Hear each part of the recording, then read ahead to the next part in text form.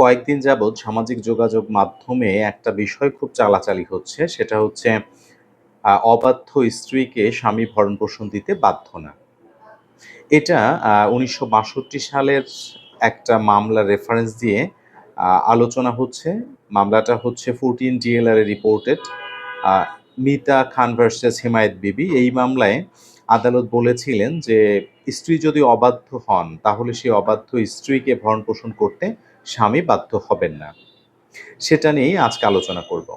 তো সে আলোচনা করার আগে আমাদের এটা দেখা দরকার যে অবাধ্য স্ত্রী বলতে আদালত আসলে তখন কি বলেছিলেন বা কি ফাইন্ডিংস দিয়েছিলেন। অনেকগুলো ফাইন্ডিং ছিল, তার মধ্যে অন্যতম যে কয়েকটা, তার ২-১ টা নিয়ে আলোচনা করব।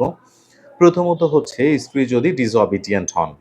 অর্থাৎ স্ত্রী যদি স্বামীর কথা মতো না চলেন, স্ত্রী তার খামখেয়ালিপনার মতো চলেন, যা ইচ্ছা তাই করেন, স্বামীর কথা মতো চলেন না, স্বামীকে মান্য করেন না বা সম্মান করেন না। এরকম যদি হন, এক কথায় স্বামীর প্রতি তিনি obedient না। যদি এমন হয় তাহলে স্বামীর কাছ থেকে তিনি ভরণ-পোষণ ক্লেইম করতে পারবেন না। আরেকটা হচ্ছে আ কনজুগাল রিলেশন এর ক্ষেত্রে স্ত্রী যদি কোনো যুক্তিসঙ্গত কারণ ছাড়াই স্বামীকে ডিনাই করে, তাহলেও ওই স্ত্রী স্বামীর কাছ থেকে ভরণ-পোষণ ক্লেইম করতে পারবেন না। আরো কয়েকটা আছে, তার মধ্যে যেটা হচ্ছে স্বামী যেখানে বসবাস করেন, নিয়ম অনুযায়ী স্ত্রীও সেখানেই থাকবেন। কিন্তু যুক্তিসঙ্গত কারণ ছাড়া যদি স্ত্রী অন্যত্র বসবাস করেন, অর্থাৎ স্বামীর কাছে না থেকে সে অন্য জায়গায় থাকেন। অথবা স্ত্রী যদি বন্দি দশায় থাকেন, তিনি কোনো কারণে কাস্টাডিতে থাকেন, জেলখানায় থাকেন। এরকম যদি হয়, তারপরে তাদের মধ্যে যদি বিবাহ বিচ্ছেদ হয়ে যায়, এরকম কয়েকটা ফাইন্ডিংস ছিল, যেই ফাইন্ডিংস গুলোর কারণে স্ত্রী স্বামীর কাছ থেকে ভরণ-পোষণ ক্লেইম করতে যোগ্য হবেন না বলে আদালত ওই মামলায় ফাইন্ডিংস দেন। সেটা নিয়ে অনেক আলোচনা হচ্ছে।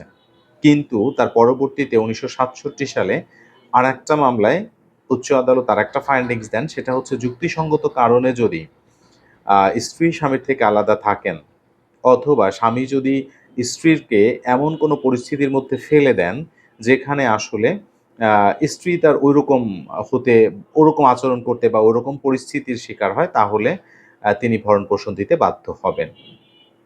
সেটা 19 ডিএলআর এ রিপোর্টেড। এটা হচ্ছে ইব্রাহিম সরকার ভার্সাস সোলেমান নেসা। এই মামলায় আদালত ফাইন্ডিংস দেন যে যুক্তিসঙ্গত কারণে যদি স্ত্রী স্বামীর থেকে আলাদা থাকেন, তাহলেও স্বামীকে তার ভরণ-পোষণ দিতে হবে। এবং যে তালাকের যে ব্যাপারটা, সেটা হচ্ছে যে তালাক যদি হয়ে যায়, তালাক হয়ে যাওয়ার ৩ মাস পর্যন্ত যে ইদ্যৎকালীন সময় থাকে, ওই সময় পর্যন্ত স্বামীকে তার ভরণ-পোষণ দিতে হবে। তো মোট কথা হচ্ছে যেটা, মানে ২ টা মামলা যদি আমরা একসাথে করি, তাহলে যেটা দাঁড়ায় সেটা হচ্ছে বিবাহ যতদিন পর্যন্ত বলবৎ থাকবে, ততদিন পর্যন্ত স্বামীকে স্ত্রীর ভরণ-পোষণ দিতে হবে। কোনো রকমের ডিসএবিলিটিস দিয়ে বা কোনো রকমের আ কোনো যুক্তি দিয়ে আসলে এটাকে খর্ব করা যায় না, বা এটা কোনোভাবেই খর্বিত হবে না। সুতরাং 14 ডিএলআর এর যেই মামলা নিয়ে এখন আলোচনা হচ্ছে বা চালাচালি হচ্ছে, কথাটা সম্পূর্ণ নয়। সম্পূর্ণ কথা হচ্ছে যে স্ত্রী বিবাহ বলবৎ থাকাকালীন পর্যন্ত, অথবা যদি বিবাহ বলবৎ না থেকে সেটা তালাক হয়ে যায়, তাহলে তালাক হয়ে যাওয়ার পরবর্তী ৯০ দিন পর্যন্ত যে ইদ্যৎকালীন সময়, এই সময় পর্যন্ত তিনি ভরণ-পোষণ পাবেন। আর পুরুষের একটাই কাজ, সেটা হচ্ছে তার স্ত্রীর ভরণ-পোষণ ঠিকমতো করা। পরিস্থিতি যাই হোক, এটা আপনাকে মেনে নিতে হবে।